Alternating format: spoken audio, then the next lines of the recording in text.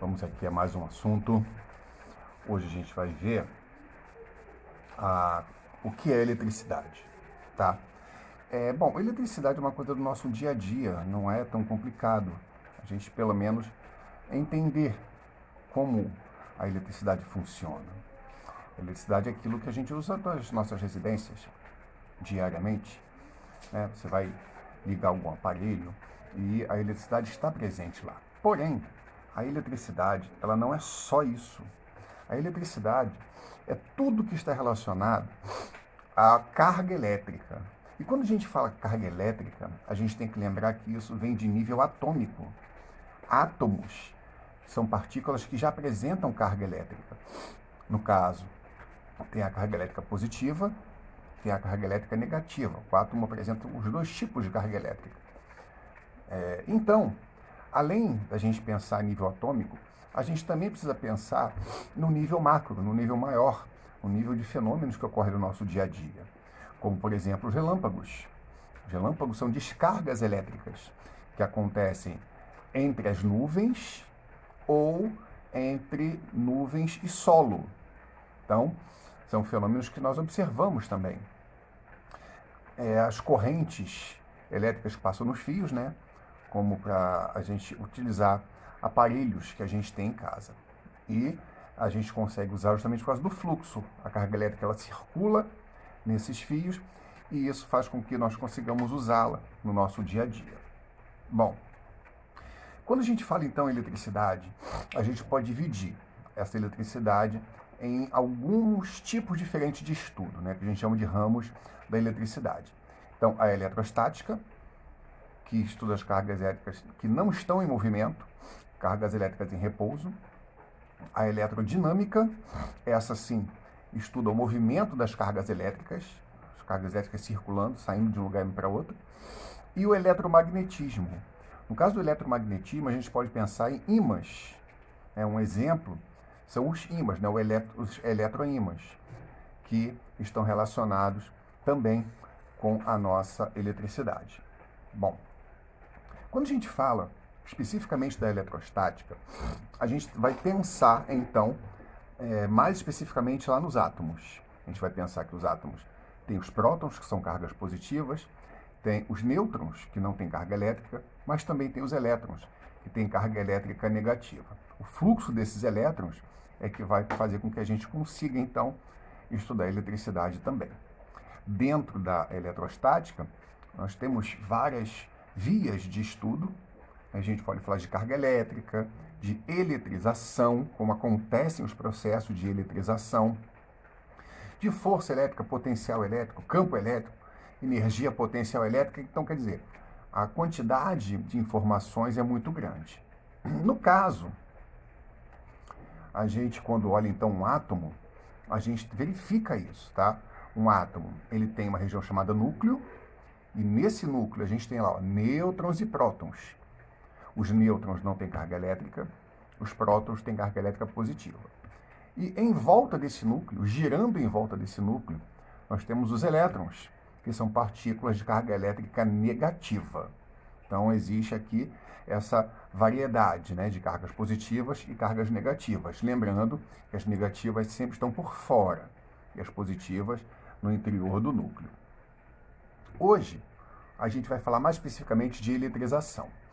Então, a gente vai perceber que existem casos onde podemos variar, podemos promover a variação de cargas elétricas, positivas e negativas em um corpo. No caso, a gente vai mexer sempre nas cargas negativas. A gente sempre vai promover a variação do número de elétrons. Então, quando a gente coloca mais elétrons, aumenta o número de cargas negativas. Quando a gente tira elétrons, diminui o número de cargas negativas. Só que, quando ocorre isso, quando ocorre essa variação, o corpo vai mudar, vai alterar a sua carga. Vamos considerar que um átomo ele tem o mesmo número de cargas positivas e negativas. Quando você coloca mais elétrons, mais cargas negativas, ele torna-se, então, eletricamente negativo. Quando você tira elétrons, tira cargas negativas, ele então torna-se eletricamente positivo. Então, aí ele vai ficar eletrizado. Um átomo que tem o mesmo número de cargas positivas e negativas, a gente diz que ele é eletricamente neutro, ou seja, não é negativo nem positivo, tá? Então, quando a gente promove os fenômenos de eletrização, aí sim, alteramos a quantidade de cargas e esse corpo, então, ou vai se tornar eletricamente negativo ou vai se tornar eletricamente positivo.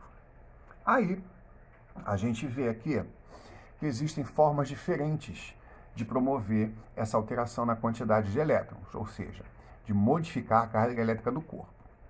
No caso do contato, como o nome diz, você vai encostar um corpo no outro. Basta você encostar um corpo no outro para que a eletrização por contato possa ocorrer.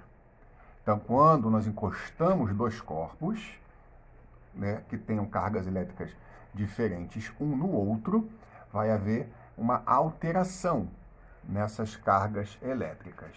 Aqui a gente tem um corpo eletricamente positivo, outro corpo eletricamente neutro. Aí a gente encosta um no outro. Quando a gente encosta um no outro, os dois se tornam eletricamente positivos. Então, no primeiro momento, um dos corpos é eletricamente positivo e outro não, é neutro. Encostou, vai ter um fluxo de cargas, uma divisão de cargas. Consequentemente, ambos se tornarão eletricamente positivos, aqui nesse caso. Mas a gente também pode ver o contrário. Um corpo neutro, um corpo negativo, ocorre o contato, encosta um corpo no outro. Depois desse contato, ambos tornam-se eletricamente negativos. Então, podem tanto se tornar positivos, como podem se tornar negativos, né? Um positivo encosta num neutro, ambos ficam positivos. Um negativo encosta num neutro, ambos se tornam negativos. Outra forma de eletrização é por atrito. Atrito não basta encostar um corpo no outro. Você tem que promover uma fricção, um atrito entre esses dois corpos. Quando a gente faz isso, quando a gente fricciona um corpo no outro, friccionar é arrastar um sobre o outro, quando a gente fricciona um corpo no outro, elétrons serão tirados de um dos corpos. Quando eles são tirados de um dos corpos, migram para o outro corpo. Então, ambos vão se tornar agora eletricamente carregados. E aí até no nosso dia a dia, a gente pode fazer isso até com uma certa facilidade.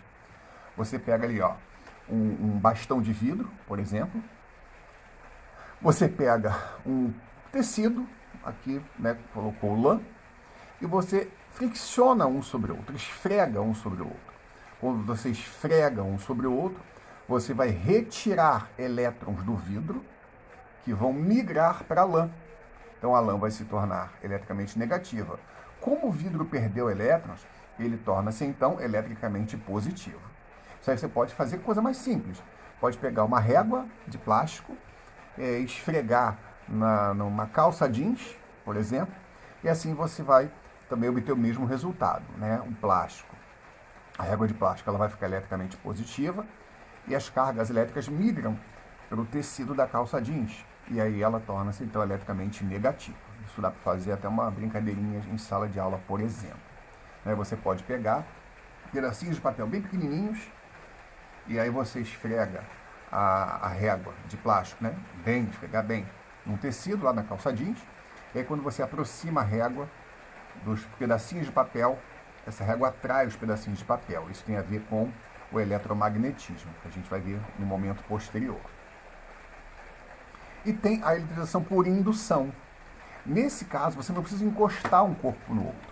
É só aproximar um corpo no outro. Então, quando você aproxima os corpos, já ocorre essa migração de cargas. Então, havendo assim, a eletrização do corpo. Então, a gente observa aqui, um corpo negativo, um corpo positivo. Você não encosta os corpos, você somente aproxima esses corpos. Então você vai observar que aquele corpo, que inicialmente era neutro, começa a apresentar uma variação. Os elétrons, as cargas negativas puxam as cargas positivas para um lado. Então esse corpo B agora ele passa a ter um lado positivo e um negativo.